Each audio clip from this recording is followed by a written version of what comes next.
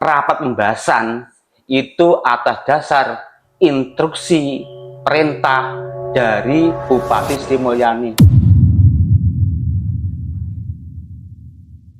Pemirsa Narasi News ID, pada kesempatan kali ini kita kembali berdiskusi tentu saja terkait dengan tema yang masih hangat di Klaten, terkait dengan kasus Klatos. Nah, pada kesempatan ini narasumber kita yaitu Pak Jaka Sawaldi, mantan Sekda, kemudian didampingi oleh pengacaranya Mas Bowo.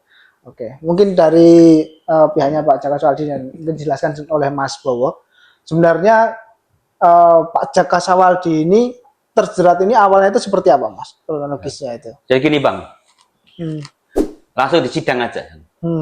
Di persidangan itu di Pengadilan Negeri Tipikor, Pak Jaka Sawaldi itu dipersalahkan itu karena membahas rapat atas surat ajuan dari PT Matahari Makmur Sejahtera kepada Bupati Klaten. Tetapi Pak Jaka Sawaldi ini rapat pembahasan itu atas dasar instruksi perintah dari Bupati Sri Mulyani. Nggak main-main. Surat disposisi Bupati yang memerintahkan kepada Pak Jaka Sawaldi, yang kedua kepada PLT Kepala Disperindak Kop Klaten Supriyanta, itu sudah jadikan barang bukti surat di persidangan. Jadi aneh kalau Pak Jaka Sawaldi ini yang disuruh itu tarik tersangka atau terdakwa, justru yang menyuruh itu malah hanya dijadikan saksi. Sementara pasal 32 KUHP yang baru yang intinya seorang pegawai negeri tidak dapat dipidanakan karena menjalankan jabatan atas perintah atasannya. Padahal ini jelas-jelas Pak Joko ini merapatkan atas dasar surat disposisi Bupati Klaten. Oke, rapat itu terkait penawaran itu ya, pengelolaannya ya. Betul, Pak, penawaran. Rapat itu berapa kali kira-kira?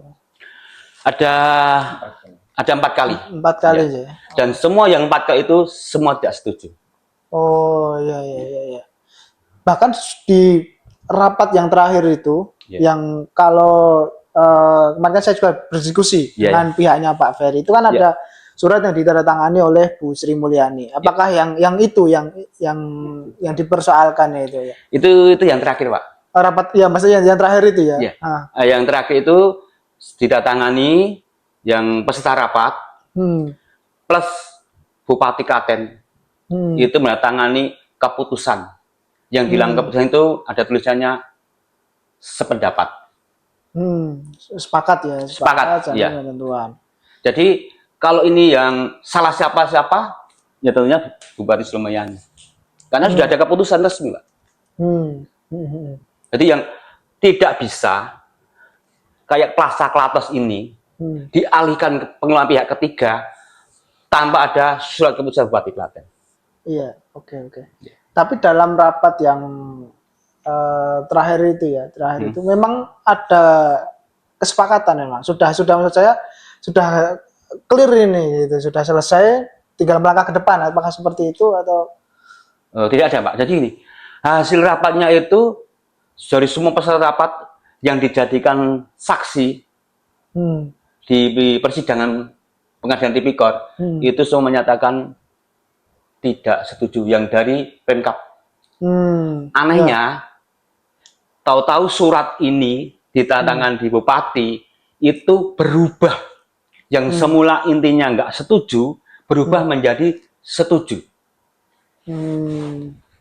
Oke. Sebenarnya dalam rapat itu tidak ada ini ya, keputusan final ya? Nggak ada final, Pak. Nggak ada final. Final maksud saya itu final yang untuk setuju gitu, oke, cocok, ketok palu itu nggak ada ya? Iya ada. Ya ada ketok palunya. Cuma ketok palunya tidak setuju. Tidak setuju. Gitu. Intinya begitu. Oke, tidak setuju. Tapi kemudian muncul surat itu berarti Pak Jaka nggak tahu. Nggak tahu, Pak. Kalau di dalam sidang di tipikor itu ada ahli dari BPK. Intinya mengatakan bahwa rapat itu nggak ada masalah. Yang jadi masalah hasilnya. Rapat itu legal, itu nggak apa-apa, nggak dilarang undang-undang. Cuma jadi masalah itu rapatnya itu hasilnya bagaimana. Kalau rapatnya tidak setuju, ya udah selesai. Tapi ini kenapa rapatnya tetap nggak setuju? Pak Jagaldi bisa jadikan tersangka. Apalagi kalau itu salahnya karena dianggap merapat membahaskan, kan atas perintah dari atasannya. Ada SK-nya loh. Oke. Saya ingin ke Pak Jaka Sawaldi. Pak Jaka, tadi kan disebutkan oleh pengacaranya jenengan, itu kan nggak ada istilahnya nggak ada titik temu. Itu mungkin bisa dijelaskan lebih detailnya ketika rapat itu sebenarnya seperti apa? Ya, terima kasih Mas Taufik. Jadi rapat itu sebanyak 4 kali. Yang pertama itu bulan Juni, itu dipimpin oleh Pak Asisten 3, Pak Jeriwinoto. Belum ada kesepakatan. Kemudian dilanjutkan rapat yang kedua pada bulan Juni juga, itu juga belum ada kesepakatan. Kemudian dilanjutkan pada malam hari di Merapi Resto. Itu juga belum ada kesepakatan. Kemudian ada penawaran lagi dari PT MMS, itu di bulan September. Kemudian turun itu tanggal 10 November.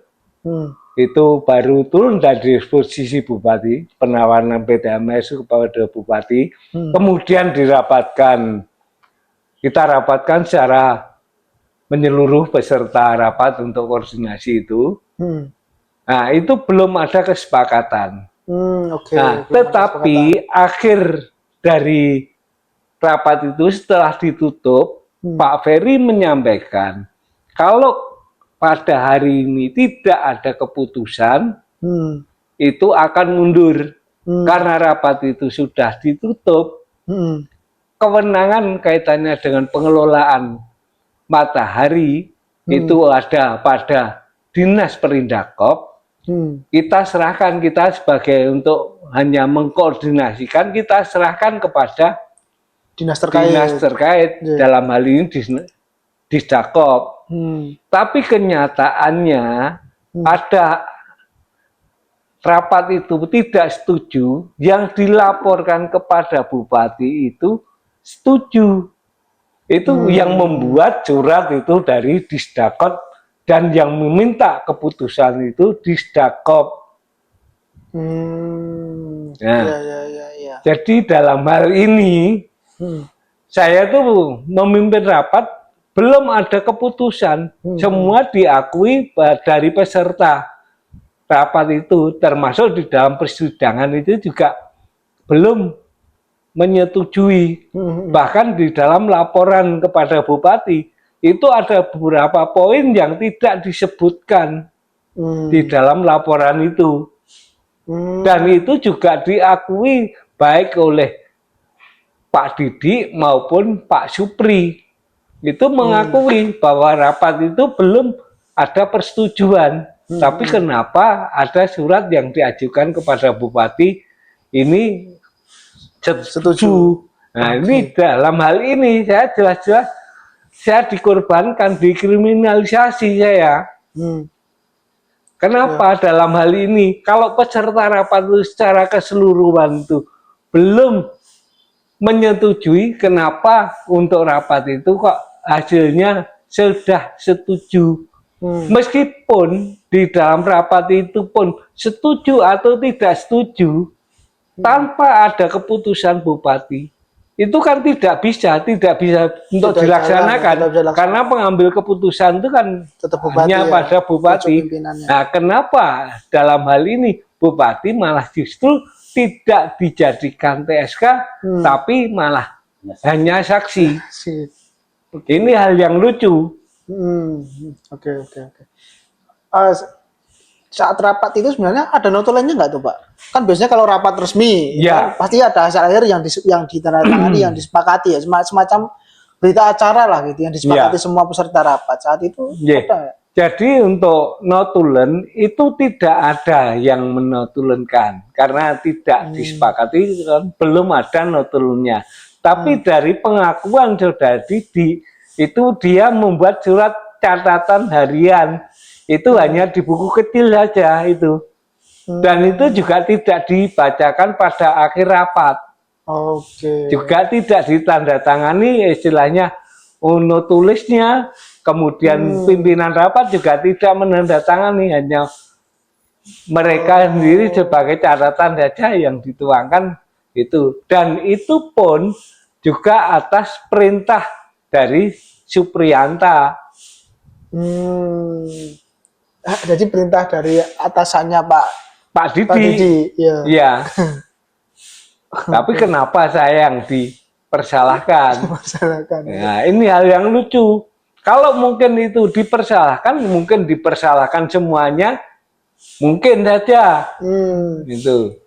Oke, jadi jenengan yang di kronologis ini, jenengan dianggap bersalahnya itu karena menggelar rapat. Iya. Padahal rapat itu sudah ada tadi ya Mas ya, ada perintah, ada SK-nya. Iya. Barang bukti surat. Jadi barang bukti ya. Oke.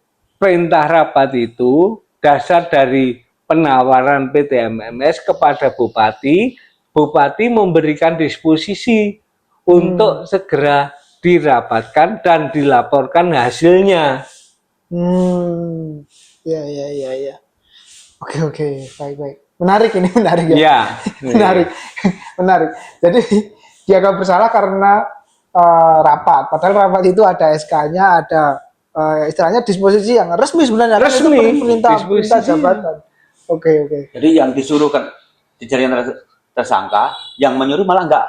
Kalaupun dianggap rapat itu dianggap salah, seharusnya yang menyuruh yang ini Ya, mestinya gitu. seperti itu. Gitu ya. Iya. Logika, Secara logikanya kan seperti itu. Kita itu hanya melaporkan hasil rapat. Nah, hasilnya itu seperti ini. Oke. Mau dipakai apa tidak kan terserah dari pengambil keputusan. Oke. Kemarin juga kemarin sempat saya baca di berita ya, ada pengembalian 300 penitipan ya waktu itu ya, penitipan sekitar 300-an juta itu mungkin bisa di. Jadi begini, pada awal kita setelah selesai dari penyidikan itu kita belum menerima BAP. Saya dikenakan tahanan kota, wajib lapor di Kejaksaan Negeri Klaten. Nah, di dalam laporan itu kita belum menerima BAP-nya, itu ketemu dengan Kasipitsus, namanya Pak Rudi. Nah, saya di situ dituduh saya menerima uang 310 ditambah 1 juta pada waktu rapat di Merapi Resto. Jadi 311. Ya. Dan dia menyampaikan bahwa itu temuan itu tertuang di dalam temuan BPK. Hasil audit BPK. Ada hasil audit BPK. Kemudian saya konsultasi dengan PH saya. Kok seperti ini? Saya tidak pernah merasa menerima uang. Nah, setelah saya konsultasi dengan PH saya, PH itu menyampaikan itu telah konsultasi dengan Pak Rudi bahwa kaitannya dengan fakta hukum dengan peristiwa hukum itu berbeda. Walaupun fakta itu Bapak tidak menerima, tapi kalau dalam peristiwa hukum itu disampaikan bahwa itu ada saksi, ada yang menerangkan, itu Bapak akan kalah. Terus kemudian yang kedua, memang persyaratan sebagai tahanan kota itu memang harus dikembalikan. Oke, kalau secara demikian memang menyampaikan semacam itu, akan saya titipkan, tapi akan saya buktikan di dalam persidangan. Ternyata setelah kita menerima istilahnya BAP untuk bahan persidangan, tidak ada yang menyatakan kaitannya saya diberi uang 310, kemudian dari BPK juga tidak menyampaikan semacam itu. BPK itu hanya menyampaikan saya itu terima 1 juta pada waktu rapat. Ya. Itu sama dengan yang lain. Nah, kenapa kalau ini sama dengan yang lain kok yang disalahkan hanya saya? Oke, jadi Jadi itu 310 itu saya itu mentah-mentah ditipu dengan jaksa itu, saudara Rudi itu, di hadapan PH dengan stafnya, di hadapan istri dan anak saya, itu disampaikan bahwa ini temuan BPK. Kalau memang itu temuan BPK, mesti ada faktanya. Tapi saya akan membuktikan di dalam persidangan.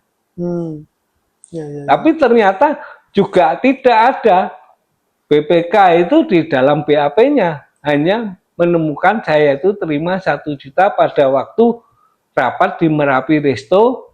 Itu semua diberikan uang istilahnya untuk pengganti BBM itu 1 juta semua. Oh iya, untuk uang transport ya. Uang transport. Oke. Tapi sebenarnya uang apa itu, Pak? Maksudnya apakah itu uang goib atau sebenarnya uang jenengan tapi keperluan yang lain gitu loh? Yang mana? Yang 300 juta itu. Yang 310 itu berasal yang pertama, saya itu menjual tanah di Gunung Kidul, lakunya itu 220.500. Saya masukkan 220. Oh iya. Itu pada bulan Januari. Kemudian berapa itu, Pak? 2021. 2021. Kemudian saya menjual mobil, mobil BMW itu DP 100 juta, itu saya masukkan 90 juta. Sehingga kalau di total 220 dengan 90 itu ada 310. Kemudian ditambahkan yang terima di Merapi Resto 1 juta, jadi 311. Oke. Itu yang 300 itu ceritanya, itu jenengan itu tuduhannya itu dikasih oleh Pak Ferry RJMMS ya? Tuduhannya itu saya menerima uang dari Pak Ferry di ruang kerja saya dibungkus dengan tas kresek hitam. Tapi dalam keterangan persidangan, baik itu Ferry maupun dasar istilahnya apa dari staf-stafnya, tidak ada yang mengatakan semacam itu. Oh, jadi dari kesaksian di persidangan itu nggak ada yang membenarkan, mengkonfirmasi oh jenengan nerima. Iya, tidak ada. Kresek hitam ini. Tidak ada. Dan jaksa juga tidak bisa membuktikan. Oh iya. Ya. Wah, menarik juga itu. Berarti makanya saya tuh ditipu di sini. Oh, ditipu ya. Iya. Ditipu pengakuan dari Rudi itu hasil audit BPK. Oke. Ini kan kemarin vonisnya 2 tahun ya, Mas? Iya. 2 tahun, kemudian mengganti kerugian negara berarti? Mengganti kerugian 1 juta negara, tadi itu? Enggak. Ya, 1 juta, kemudian untuk apa pengganti itu 50 denda. Oh, denda 50 juta. Denda 50. Yang 300 berarti tadi yang 310 juta oleh majelis hakim, putusannya itu nyata-nyata tidak terbukti. Maka dikembalikan ke Pak Jaka Sawaldi. Tapi yang perkembangan ini jaksa penuntut umum banding. Bandingnya utamanya adalah mengenai 310 juta. Oh, jadi bandingnya itu istilahnya ini seharusnya kembali apa untuk kerugian negara seperti itu ya? Betul, tadinya. Ya masalah kan gini. Kan ada asas hukum namanya factatum potentiario verbis ya. Artinya bukti fakta itu lebih kuat daripada kata-kata. Jadi maksud kami begini, kami fair aja, kami tidak terus kemudian tidak mendukung pemerintah, program pemerintah untuk memberantas korupsi, harus, Pak. Tapi yang benar sesuai dengan faktanya, sesuai dengan aturannya, gitu loh. Kalau jaksa penuntut umum itu banding, Pak Joko ini menerima 310 dalam plastik kresek hitam, itu buktinya mana? Sejak di dalam persidangan, di pledoi, di replik, di duplik, apalah itu, jaji nawabnya, itu selalu kita minta, buktinya mana? Bukan hanya kata-kata, bukan asumsi. Kadang pakai lazim atau masuk akal, itu tergantung akalnya siapa. Saya Bang Taufik masuk akal, ya tergantung akal saya, akal Mas Taufik mungkin beda kan? Subjektif, harus bukti, Pak. Nggak ada buktinya, mana nggak ada. Jadi nggak ada dari rekeningnya Pak MMS itu, PT MMS Pak Ferry itu juga nggak betul, Bang, masuk. Jadi gini loh, Bang, abang lah, paling enggak ini kan ada ya dibanding-bandingkan lah. Oh, ini berdekatan antara uang masuknya Pak Jaka Sabadi nyetor, setoran itu sama keluar PT Matahari. Ini enggak ada. Jadi bahkan di sidang Pak Jaka Sabadi dicecar 400 juta. Oh, malah 400 juta. 400 juta. Ketika kita Pak Jaka Sabadi minta penjelasan, kemudian membuktikan dengan buku rekening bank atas nama Jaka Mulyana. Ya, tapi Pak Jaka Sabadi menolak lah. Saya nggak pernah, nggak kenal nama Jaka Mulyana. Bicara sama Majelis Hakim. Apakah saudara Jaka Sabadi pernah menggunakan Jaka Mulyana? Saya ini sudah, namanya pasti Jaka Sabadi. Masa Jaka Sabadi buktinya aja rekeningnya Jaka Mulyana? Ya, aneh juga gitu. Dan Jaka Mulyana itu sampai di persidangan tidak pernah diketahui siapa itu ya. Berantah ini. Orang goib itu ya. Orang nggak tahu siapa. Ya, tadi kalau disampaikan kaitannya dengan beriringan atau mungkin ada ya istilahnya ada kesesuaian. Saya itu memasukkan uang itu bulan Januari dan bulan Februari 2021. Setelah saya teliti, pengeluaran PT MMS itu baru bulan Agustus. Setelah jenengan itu ya berarti ya. Ya. Dalam artian kan tidak ada kesesuaian. Nggak nyambung. Mana ada istilahnya kok duit tidak berasal dari PT MMS, saya masukkan dan sebagainya, kan tidak mungkin. Tapi intinya kan gini, Pak, kan asalnya ada asas aktori inkubit probatasio ya. Siapa yang menuduh itu yang membuktikan. Jaksa yang membuktikan. Kalau Pak Jaka buktikan, terserah lah. Intinya jaksa menuduh itu buktinya mana? Nggak ada sama sekali.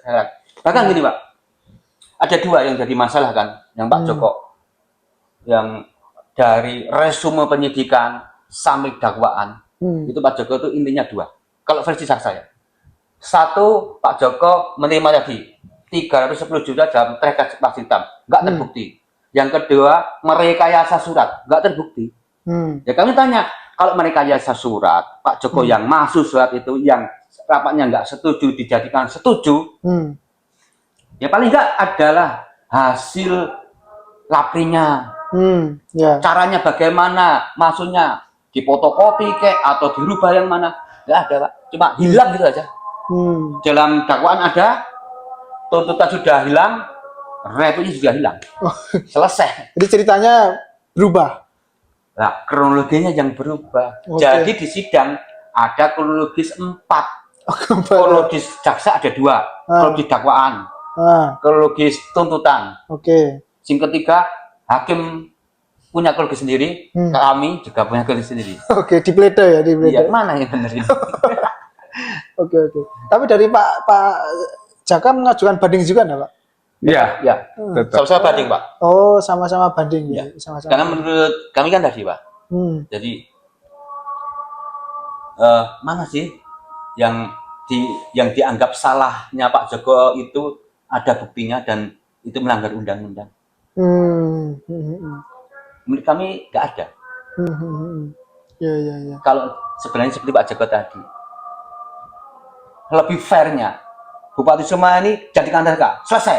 Berarti Sri Mulyani ya, Iya, selesai. karena yang menyuruh Pak, surat ini dari PT Matahari, Hmm. ya kan, itu kepada Bupati Semayani. Oke. Ya. Anak-anak buahnya ini itu hanya dapat perintah dari Bu Sri Mulyani untuk merapatkan. Hasilnya nggak setuju. Gitu loh. Masa yang disuruh merapatkan salah, yang menyuruh nggak salah. Oke. Nah, kayak nggak tahu aja kok. Oke, oke, menarik. Menarik dari pembahasan tadi pemirsa ya. Tadi. Ya. Mungkin closing statement dari Pak Jaka seperti apa Pak dengan jenengan yang jenengan alami ini? Ya, yang jelas Ya. saya itu dikriminalisasi. Saya itu tidak melakukan istilahnya hal yang di luar istilahnya kewenangan saya. Saya itu sekda hanya tugas tupoksi saya itu untuk mengkoordinasikan. Saya itu mendapatkan perintah, sudah saya laksanakan, saya rapatkan, hasilnya juga diserahkan, terserah pada yang menyuruh. Iya. Mestinya kan ini kan yang menyuruh yang bertanggung jawab. Kalaupun itu dianggap sebagai kesalahan. Kalau itu dianggap kesalahan, Oke, itu. menarik. Dalam hal ini memang saya itu betul-betul dikriminalisasi. Ya. Termasuk tadi uang tadi yang saya dituduh menerima uang di ruang sekda dengan tas kresek hitam dan sebagainya. Kemudian disampaikan oleh Kasih Pitu Saudara Rudi itu merupakan BAP dari BPK. Temuan dari BPK, tapi ternyata tidak ada. Ini betul-betul seorang jaksa yang sudah abnormal ini, yang menuduh tanpa bukti. Tapi ya Bang Taufik yang closingnya ya Bang Taufik. Closing, oke, siap. Kan gini ya Bang Taufik. Kan ini sudah ada KOP yang baru, ya dipakailah. Ada pasal 32 KOP yang baru. Pak Joko yang ASN yang menjalankan tugas pekerjaan jabatannya karena perintah atasan tidak dapat dipidana. Jadi sebenarnya ini juga mengancam ASN yang sekarang masih terutama di Klaten. Waduh. Iya, tentunya. Iya. Nah, sekarang kan jadinya akan berdampak pada luas untuk ASN yang lain, termasuk kaitannya suruh memimpin rapat dan sebagainya. Itu mereka juga berpikir khawatir. Memang tugas Pak, tugasnya sekda salah satu fungsinya kan sekretaris ini, kan ya untuk rapat koordinasi, konsolidasi dengan para bagian-bagiannya atau badan-badan atau dinas-dinas gitu loh. Memang tupoksinya nggak ada salahnya rapat itu. Apalagi tidak setuju. Kan nggak ada. Kalau yang saya tangkap ya kan harusnya nggak ada kerugiannya di situ kalau memang tidak setuju gitu loh. Nggak ada yang timbul kan gitu. Dan juga hakim dalam keputusan itu selama 2019 sampai 22 tidak ada kerugian negara. Kemudian saya itu sampai dengan 7 Desember 2021 saya itu dialihkan menjadi staf ahli. Ya. Nah setelah itu ada rapat finalisasi. Nah, iya. Kemudian saya juga dituduh istilahnya berkelanjutan untuk merapatkan. Dalam hal ini saya 7 Desember kan sudah tidak menjabat sekda dan juga tidak pernah dilibatkan untuk pembahasan. Ya. Kenapa berlanjut? Dalam finalisasi itu kan sudah ada sekda baru dan di situ juga termuat dari dinas Perindakop itu untuk dibahas kembali dengan asumsi-asumsi baru yang sudah disepakati dengan sekda baru. Ya memang Bang. Jadi dalam putusannya itu gini, kerugiannya itu 1,8 miliar, sekitar itu. Itu kerugian timbul sejak tahun 2003. 2023. Sebelum 2003 tidak ada kerugian negara. Ya. Tapi untuk menarik Pak Joko itu sebagai orang yang tersalah, maka dianggaplah kesalahannya itu berlanjut dari Pak Joko dulu yang merapatkan. Oh ya. Gitu loh. Aha. Cuma kalau itu berlanjut Hmm. dari kejadian dulu Pak Joko merapatkan dengan rapat yang terakhir ini beda, Pak. Rapat yang terakhir ini setuju, Pak Joko. Rapat yang Pak Joko tidak setuju. Berlanjutnya dari mana? Kalau berlanjut ini itu mesti satu kesatuan dong. Nyambung. Nah, nyambung. Ya. Kalau yang 2003 itu setuju, maka berlanjutnya Pak Joko yang dulu setuju. Ini nggak setuju. Padahal di dalam pidana kan jelas kata-katanya harus ada relevansinya. Nggak ada relevansi. Seharusnya setelah Pak Joko tidak setuju, terputus, selesai. Terputus, Bos. Oke, menarik. Oke. Pemirsa Naras News, itu tadi diskusi kita dengan Pak Joko Sawaldi dengan didampingi oleh penasihat hukumnya. Menarik sekali. Silakan penonton mengambil kesimpulan sendiri. Kita tidak akan memberikan kesimpulan. Dan kalau memang ada pihak-pihak yang kurang sepakat ya, silakan menggunakan hak jawabnya. Oke. Sampai jumpa di podcast selanjutnya.